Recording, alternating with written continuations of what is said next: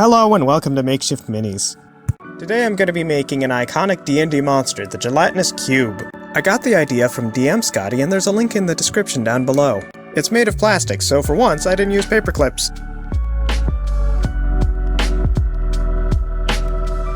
I start out with a 6-inch square of plastic that I salvaged from a cake package. I measure a 2-inch wide section on the plastic sheet while using a ruler to help me score a straight line. I'm careful not to cut through the plastic because I only want to mark where I need to cut and fold the plastic. I keep turning the plastic 90 degrees and score a 2-inch wide strip until I end up with a 3x3 grid. This is somewhat frustrating to do since the plastic is clear and I have difficulty seeing what I'm doing.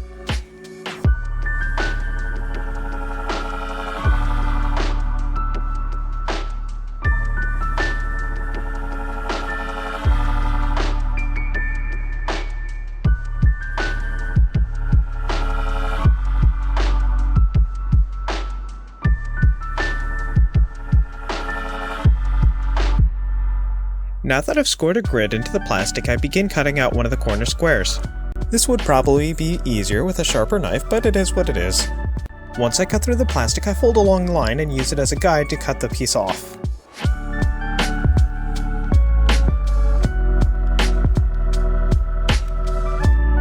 After I've removed the corner, I can begin folding along the scored lines to cut off the other corner pieces. After cutting off the corners, I'm left with a plus shape that's divided into 5 panels. I begin decorating it using my low temperature hot glue gun. I don't want the plastic to warp because that would mean I would have to start from scratch.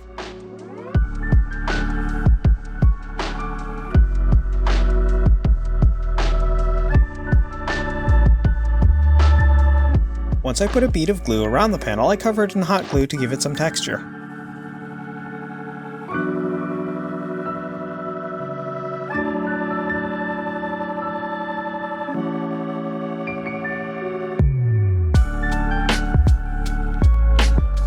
While it's still hot, I use some wax paper I have on hand to spread it out relatively evenly.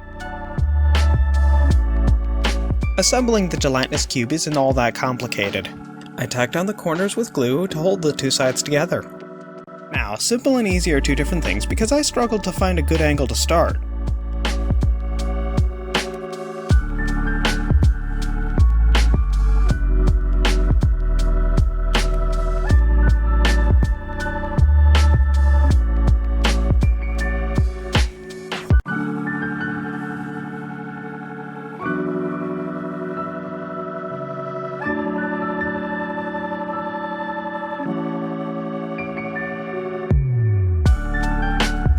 Once everything's held in place, I glue the edges shut. I need to hold the sides together to make sure the glue sticks to both parts.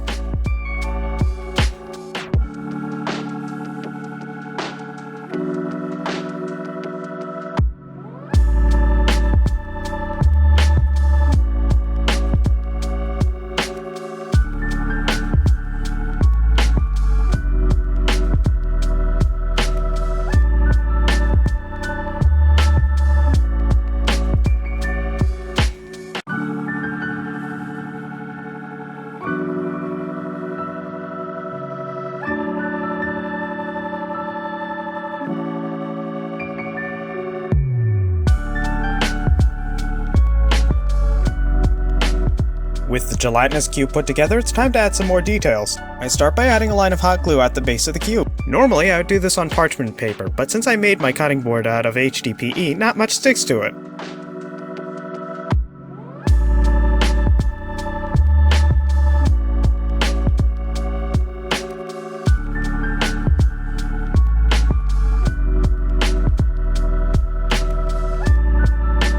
While I wait for the edge to cool, I start adding droplets of hot glue and let the glue run to help make it look slimy. Once the glue cools down enough that I can pick it up without it stretching, I add a few more dabs of hot glue before I finish adding glue to the bottom edge.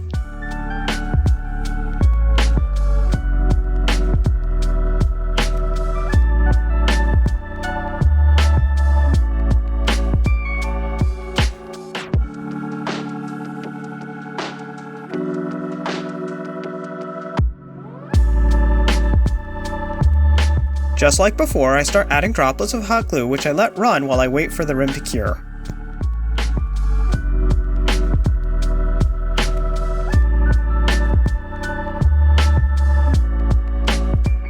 Now that the cube's finished, it can be used in a game or put on display. For gameplay, it's actually large enough to put over other minis.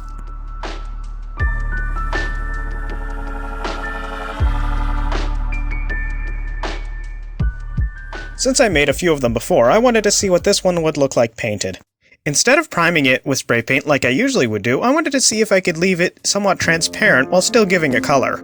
With that in mind, I mixed PVA glue, matte medium, and a light blue paint. The PVA glue works as a primer, and I add the medium hoping it would thin it out enough to be translucent. It didn't really work out, but it held on well.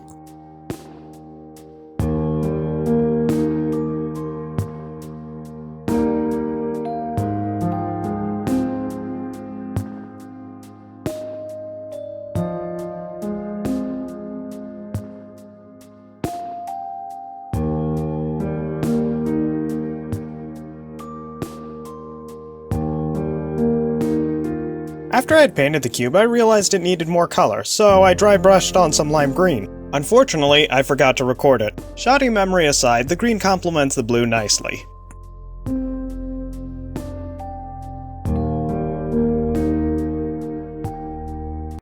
Please like, subscribe, and leave a comment down below. Regardless if it's painted or not, I think it looks pretty good.